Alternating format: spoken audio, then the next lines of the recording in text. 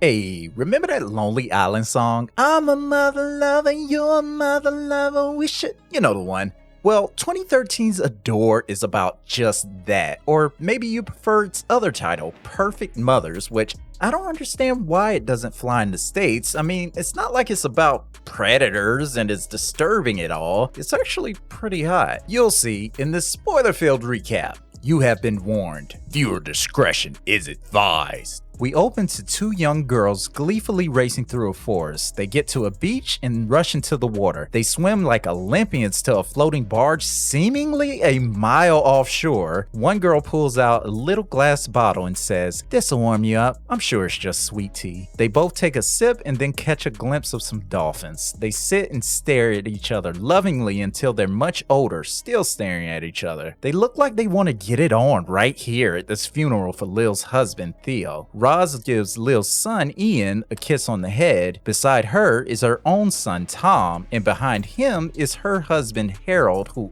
oddly already seems sus of Ian. During the reception, Saul, who's as creepy as he looks, and Harold talk about how Theo thought speed limits were for pussies. So, heart attack? Saul says the boy's taking it hard. You think? He's like 10 and his dad just suddenly died. Later, Harold tells Tom he should take Ian down to the beach. Then they go to catch crabs from each other's mothers.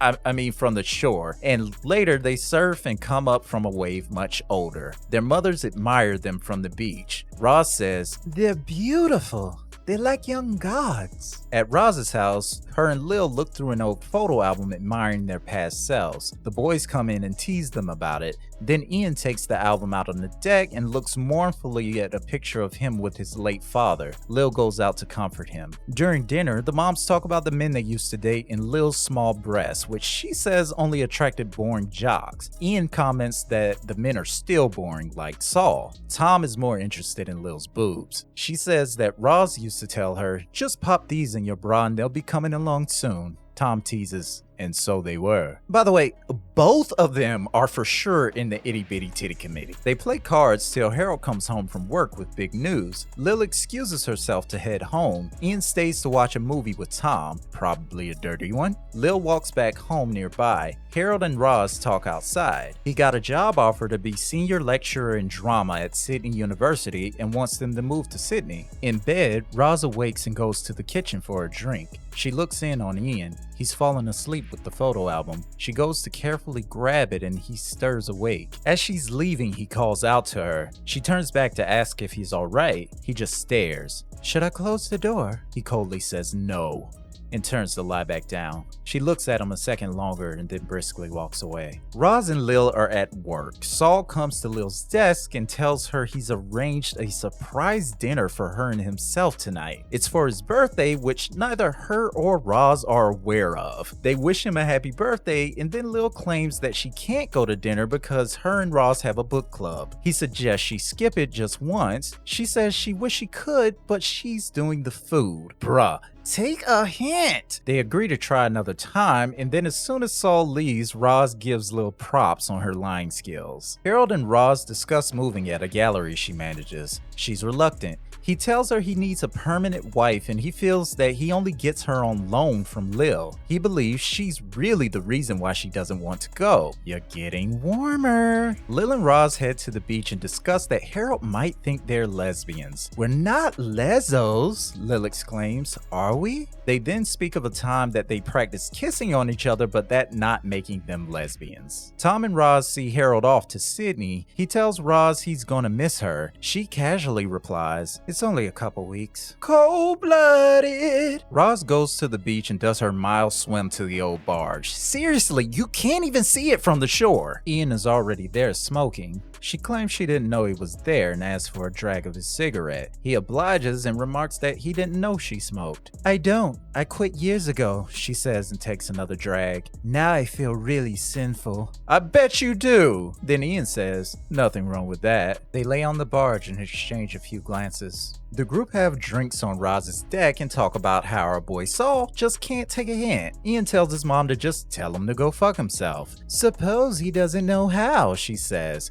Yeah, right. I bet he's tributing her as they speak. A song Lil loves comes on and she rushes into the house to turn it up. She starts dancing terribly and Tom goes in to join her. Ian and Roz stay and share a cigarette. They watch in amusement between their seductive glances at each other. Lil tells Roz she's leaving and thinks Tom had too much to drink. Roz asks if he's misbehaving. She says no, but Ian will stay and make sure he's alright. Alright from what? He's home with his mom. What's he gonna do? Hold his hair out of the toilet? Roz heads inside to see Ian posted up outside of the bathroom, not holding Tom's hair as he pukes. Then he helps him down the stairs to his room. Roz starts to go to bed before a shirtless Ian slowly comes out of his room towards her. You have everything you need? She asks. He pauses for just a moment, then says, no, and goes in for a kiss. Roz doesn't fight it at all and leans into it and presses him to the wall as their passion rises. She stops and turns her head to question it briefly before starting again. Tom wakes up parched because his boy couldn't even be bothered to leave him a glass of water. Seriously, what was Ian there for? Oh, wait, never mind. We know exactly what he was there for. He goes and grabs some juice from the kitchen and witnesses his mom doing her walk of shame from Ian's room. If she had taken just 2 seconds to put her pants back on instead of carrying them like there was no time, he may have been able to brush it off as some classic sitcom misunderstanding. Tom takes it so hard he decides to go sleep on the beach. At sunrise, he goes to Lil's house and just walks right in. It's a good neighborhood. She's in the kitchen making coffee. Hi, I don't think he's here, she says. He says he hasn't come to see Ian. Oh,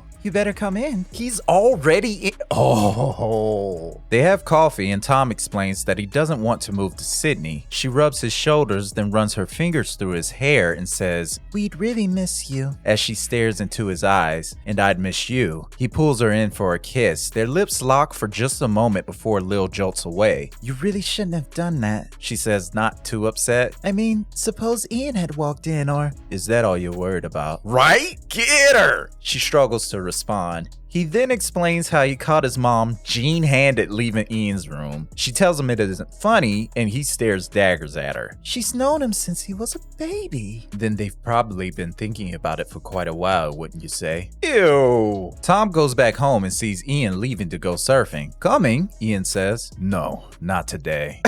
That's literally the dialogue, I'm not joking. Lil starts to confront Roz, but doesn't. She arrives back home in the evening to find Tom waiting for her. You again, she says. Afraid so. He follows her inside. They have wine and he says he doesn't want to go home, so he stays there. Later that night, Tom gets up and goes to join Lil in her bed. She awakes but doesn't acknowledge him. In the morning, their backs are facing. Tom wakes up, turns to Lil, and gently caresses her arm. She turns and looks to him longingly. She finally gives in and they kiss passionately. Her body writhes until she's on top of him. Sploosh. Tom arrives back home and Roz asks where he's been. At Lil's, doing to her what Ian's been doing to you. She slaps him hard and he just walks away like a G. Roz goes to see Lil at work and she already knows what's up. They aren't angry with each other and agree that they both crossed the line and it can't happen again. Yeah, but one of you is still married, which oddly doesn't come up. Lil tells Ian it's Roz who wants to stop, condoning it, but then says the whole thing is unacceptable. I love her, he says confidently.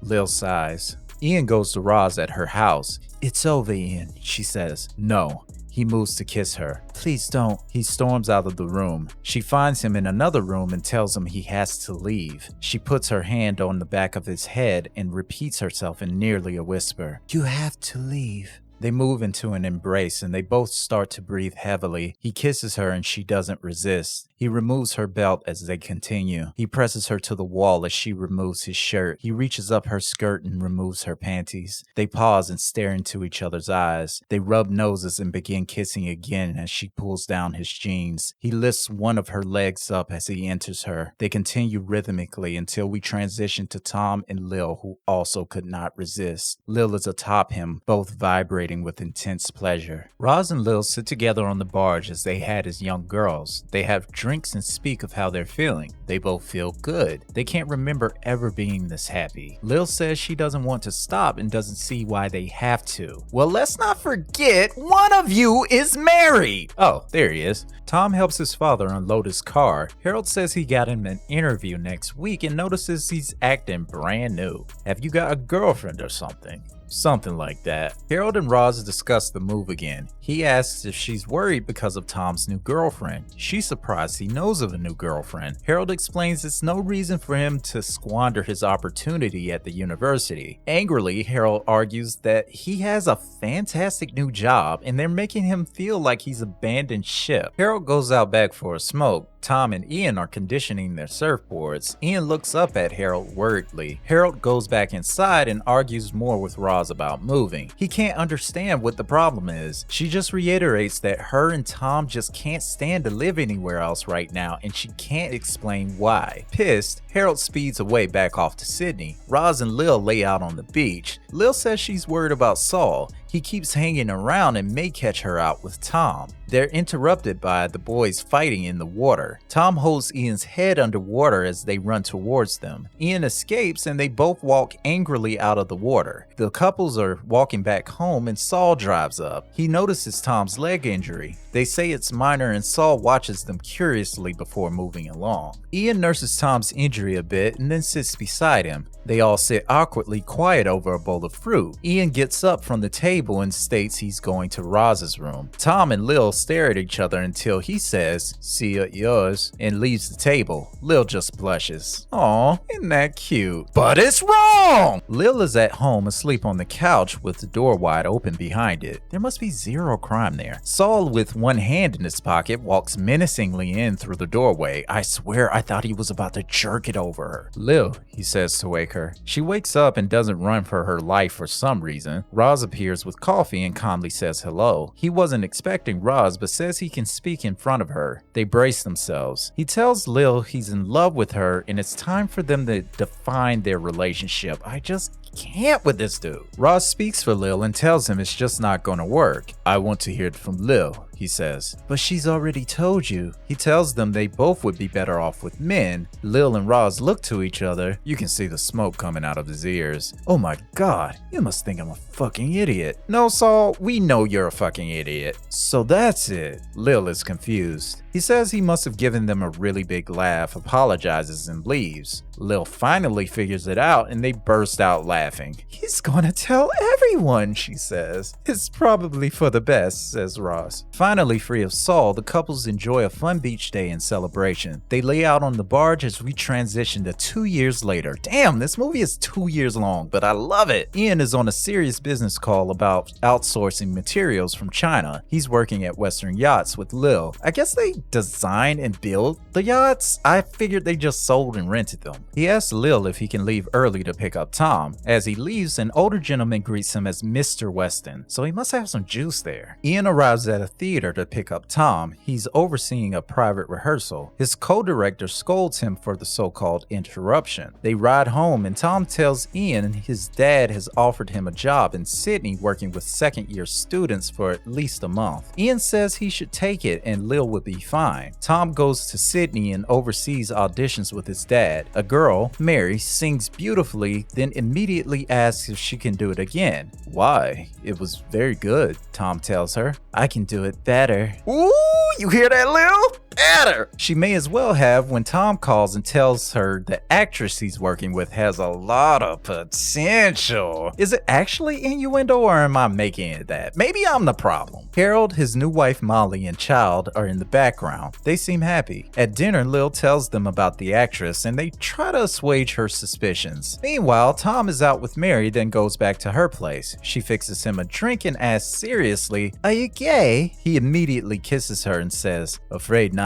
Then they continue making out. Proves nothing. Harold and Tom talk about how the separation seems to have worked out for the best. Harold admits he's no longer angry with Roz. You might be if you knew the whole truth. Ian makes Roz promise she'll never get old. They have drinks at a bar with Lil. She wants to get lit, obviously still worried about Tom. A man pays for her drinks and starts to chat her up. Ian tries to cock block but is sent away. As Ian takes his tipsy mother home, he tells her it's just 2 more days before Tom is Roz's back. Mary sings on stage for a large crowd. As soon as she finishes, she rushes over to hug Tom, and she looks back at him lovingly as she takes her bow. Harold suggests Tom stay longer, but he says he has important things to do back home and it's not a girl. See? Prove nothing. Harold tells him he's definitely coming up for his birthday. Lil lays out on the barge, and then Tom comes up from the water to kiss her. They all have dinner, and Tom leaves the table to answer the phone, and it's obviously his side chick. Roz comes home surprised to see Harold there with Mary. He decided to bring his son a birthday surprise. They throw Tom a house party. Lil notices how Tom is dancing with Mary. Even Ian can't deny the sus. Tom introduces them to Mary. It's super awkward, so Ian takes Mary to dance. Tom says Mary is staying at a hotel and he can drop her off and then come back to her place. She says it isn't a good idea and leaves the party. Tom barely attempts not to go to Mary's hotel room before she asks, "Don't you want your extra special birthday present?" Lil and Roz decide it's time to stop. Lil argues that Roz doesn't have to because Ian doesn't have a girlfriend, but then they both agree that he should have one. They break it off with the boys and Ian takes it hard. He feels unjustly punished for what Tom's doing. Roz claims that it will be fine. They'll do right, be good mother-in-laws, and before they know it, perfect grandmothers. Ian says, "I'll never forgive you for this," and walks away. Tom apologizes to Lil, but she doesn't blame him. Tom marries Mary. What? Ian blames Harold for the marriage and says he better not try to hook him up. Harold is rightfully confused. Ian then goes over and greets one of Mary's bridesmaids, Hannah. Later, he dances with her and makes Roz jealous. He asks Roz why she wanted to end it. She assures him she didn't want to. Ian leaves with Hannah. Later, Ian goes to Roz's house and tries to come in, but the door is locked. Unlike at his mom's, he demands to be let in, but she tearfully ignores his cries. Later, he goes surfing in a storm and wipes out near fatally. Lil and Roz go to see him, but he doesn't want to see Roz. Hannah shows up to his surprise. She helps him with rehab. The doctors say his spine will be okay, but his leg may not. Later, in bed with Hannah, he calls out for Roz in his sleep. She, of course, finds it odd, but he explains how she's basically a second mother to him. Ian and Tom have lunch and discuss how things are with Hannah. She's nice, but it's not going anywhere because he can't get over his mom's good. He may as well have said that. He says he'll have to break it off with her. When he gets off work, Hannah is waiting for him outside with news she didn't want to give him over the phone. Oh no, I'm pregnant. Oh yeah. She's so excited and he's obviously not. Another fast forward and Ian and Tom both have daughters. The whole family goes to the beach. Ian and Roz have a moment alone where he demands to see her eyes. He later gets angry with Hannah for scaring their daughter when she was only trying to keep her safe. The wives decide it's enough sun for the day and drag the kids away kicking and screaming. Lil reads the girls a bedtime story and then decides to skip dinner because she's exhausted. She walks home alone in the dark because it's a great neighborhood. The rest of them sit around and chat. Roz notices Tom seems too drunk to drive back to the hotel and suggests Ian drive them. Hotel? Is this not a villa? Surely there's room. Tom takes a walk to sober up a bit instead, because that always works. Of course, Tom goes straight to Lil's house. I don't think he was drunk at all. They enjoy themselves vigorously until Lil suddenly halts and gasps. Ian rushes back to Roz's livid and demands to speak to her in private. Not sure why, because he yells, "I'm gonna fucking kill him!" loud enough to wake the neighbors. Nah, we know they still up. Seriously though, you think they finished up? You still finish up, right? I would. Ian goes in on Roz about how she made them stop when they didn't have to. The wives come in wanting to know what's going on. Ian doesn't care and gives it to Mary straight. "I just walked across the street and found your husband rolling around on the floor with my mother." Ian says it's all Roz's fault and poor Hannah doesn't understand why. It all clicks for Mary and she tells Hannah it's because they're lovers too. She can't believe it and asks if it's true. "No, not anymore," Ian says. She put a stop to it. Hannah claims she still doesn't understand. Mary says she's taking her daughter and leaving and never wants to see any of them again, and if she has any sense, she'll come with her. Hannah looks to Ian for any sign she shouldn't go.